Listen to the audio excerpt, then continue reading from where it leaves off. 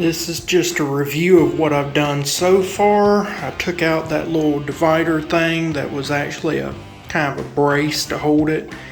I'm thinking I'm going to take this out. And the reason why I don't want to cut around it, and then if I decide to take it out, then I'd have to put in all new flooring. So the idea is that I'm going to figure out how to take that out later on. But first, we're going to have a chat.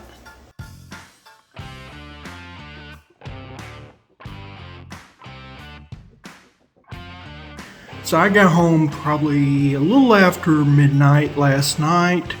You saw what happened. Didn't get far. Woke up early this morning, got ready for a mediation. Been a crazy day of mediations. Unfortunately, I'm not allowed to tell you what goes on in them, but just suffice it to say I went from having somebody that their home was valued more than a lottery jackpot. And that's just their home. And then I ended the day with somebody that was talking about getting vengeance and dealing with their own form of justice, and there's a different code that I abide by. Basically said that I was a felon and made some accusations. So yeah,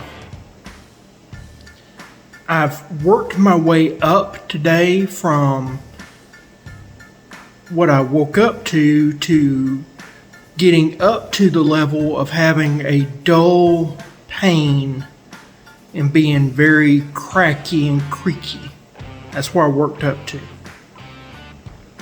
When I get like this, I've talked about it numerous times, and I've been very transparent on my channel. It affects my brain activity. As you know, I had a traumatic brain injury. And so I have a thing called aphasia, and sometimes you will see where I will put text down below now that I know how to edit and do that. My earlier videos, I didn't have the editing skills I needed, and I didn't know how to do it. Now I do. And so I'll say a word wrong, and I'll put it down, or I'll try to correct. Sometimes I get to stammering, and I'll cut out that, and you may or may not see it. Sometimes I try to keep it uncut, because I want you to see what I'm going through. Not for sympathy, but so you understand, this is me. When my aphasia, when the pain kicks up, the aphasia kicks up. And that's what I'm getting at, is that I went to bed at 2:30. Once I had a shower and a bite to eat, and took my pills and tried to settle down. It was about 2:30 probably when I fell asleep. Woke up about 7:30, got started with my day. So I'm running on about 5 hours of sleep. Just told you it's 7 o'clock, a little past 7 now.